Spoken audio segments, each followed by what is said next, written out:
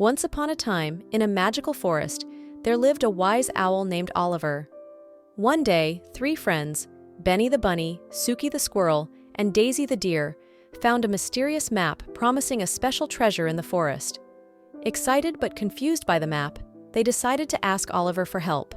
Oliver, perched on his tree, listened to their story. Instead of just giving answers, he shared clues and encouraged them to work together. Benny's curiosity, Suki's playfulness, and Daisy's gentle nature became their strengths. They faced challenges, solved riddles, and made friends with talking trees and singing birds. As the sun set, they discovered a magical spring. It didn't have gold, but it granted the animals the ability to understand each other's languages.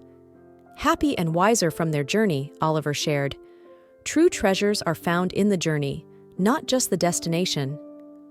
The friends celebrated their adventure and the magical gift of understanding. The moral is that working together and being kind can lead to amazing discoveries and lasting friendships.